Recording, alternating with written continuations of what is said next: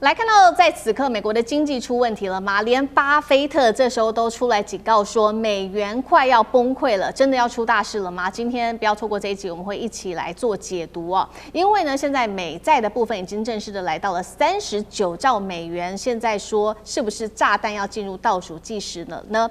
光是美國每一年的利息得支出甚至破兆元，美國人民現在被通膨跟房價壓得喘不過氣。今天就這些議題，我們會一起來做關心。趕快來看到的是股神巴菲特自己說的話，罕見的公開示警，美元可能會面臨崩潰的風險。原因出在兩個，第一個就是美國的通貨膨脹問題，巴菲特認為是很危險的。巴菲特還提到了美國的債務問題更是嚴重，因為現在目前的美國的國債已經正式的來到了39兆美元，國債高築，所要支出每一年的利息更是高達了1兆美元哦。那麼美債的殖利率全面的也同樣是在走高。我們看到30年期的美債殖利率正式突破5%，是2007年金融危機以來新高。10年期的殖利率市場預測很快也會衝過5%的一個數字。巴菲特是這樣說的：39兆美元會讓美國 GDP 的數倍級的一個壓力，這壓力是非常的大，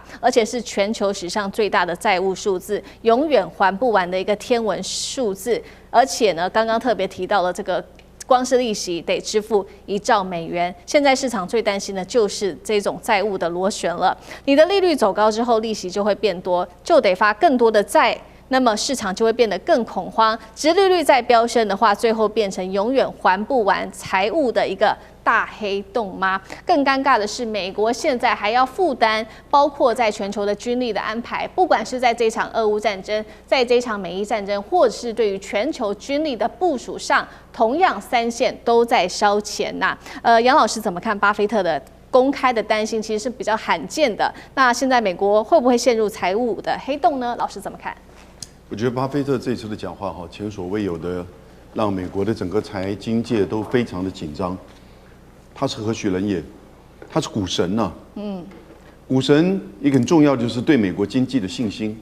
他的投資多半都是以美國的企業為主。那你看到他在幾十年來自己本身在這個領域裡面是絕對的頂尖，他都今天發出這個警訊。我簡單講2個層面好了。第一個層面，現在已經來到39兆美元，巴菲特也說，一年的利息你就要還1兆美元，而1兆美元代表什麼意思？就代表美國每年的政府支出裡面的15%，15%你就要還債。而一個政府的這個年度預算，有一些是固定支出的，比如說人事、社福、教育，這都固定支出的，那你扣掉。每個政府它還有多少的可動用資金？那你把這個扣掉，那它所佔的比例就不止15%了。那所以它的排擠效應非常的嚴重。那如果你還想要多支出一些項目，川普明年又要想要把國防預算從現在9400多億提高到1.5兆，那怎麼可能？但是似乎好像要這樣子才能夠滿足他大軍事的一種虛榮心。那第二個層面就是，你知道這個39兆裡面已經有超過31兆是公眾持有，也就是說由全國際性的或者是不管是美國的還是國外的法人、政府到個人所持有，而不是美國自己本身的政府或他自己的基金。那就表示什麼？那就是發給大家。結果這個31兆是什麼數字？31兆是美國的 GDP。美國的 GDP 在去年就是來到31兆。中國呢19到20兆。所以呢，這個當然計算是有這個匯率的關係，中國應該是比這個高。但是美國的31兆現在已經負擔是100%的國債，所以當大家可能在對美國的經濟失去信心的時候，那你開始就面臨到可能這個出售擠兌。然後呢，你開始整個就會出現問題，所以光是這個層面，就是你還債的利息的排擠效應，以及你在這個100%的 GDP 是國際的跟國內的這種持有哈，我覺得對美國的影響就越來越大。我最後講一個簡單的數字，你知道2008年美国的公共持有的國債是多少嗎？只有8億美元。对不起，5億美元。2008的時候只有5億美元，現在來到31兆。对不起，我都講億，應該是兆，5兆變成31兆。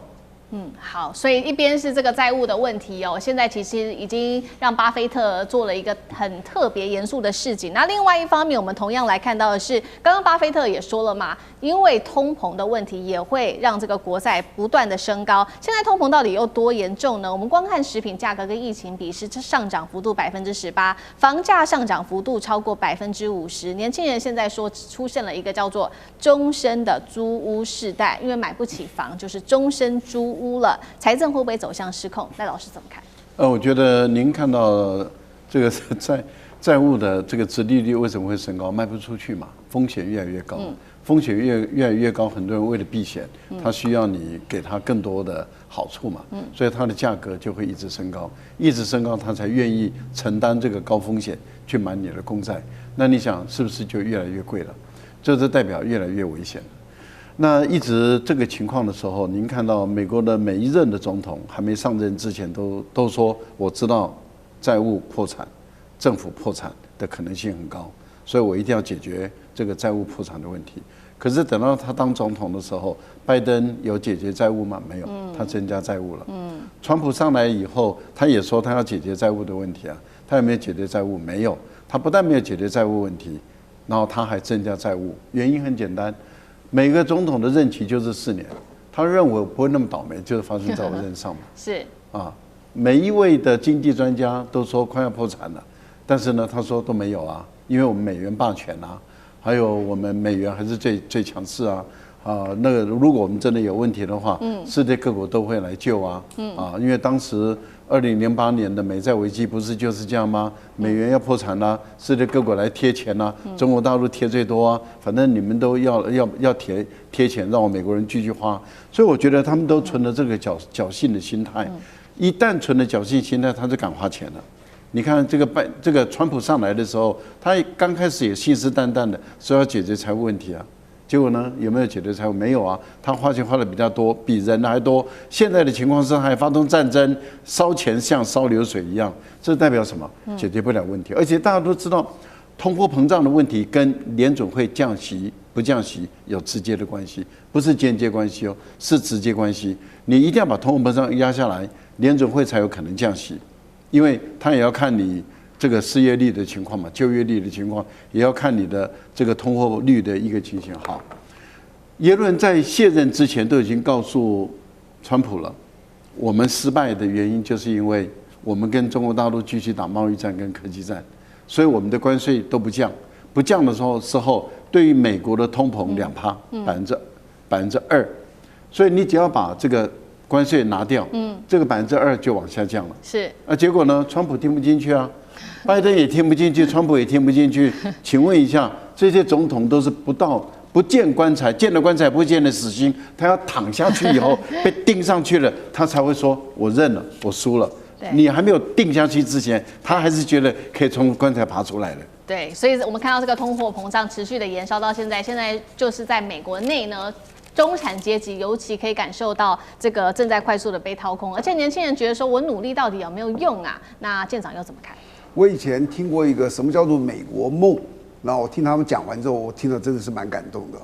他說你生活在美國，你只要有個正常的工作，一個全職的工作，好比說你是一個巴士的司機，好比說你是在一個福特公司裡面做一個造汽車的工人，就是一個全職有健保這些東西，你可以很輕鬆的娶妻生子，你可以貸款買一個房子，你可以貸款買一個車子，你可以買一個冰箱，你可以買一個電視。你可以養2、3個小孩，並供他們教育，然後除此以外，將來有一天你退休的時候，你會有一個，這就是說安享晚年，就是一個中等階級的。是，我相信，包括現在年輕人聽到都非常的羨慕。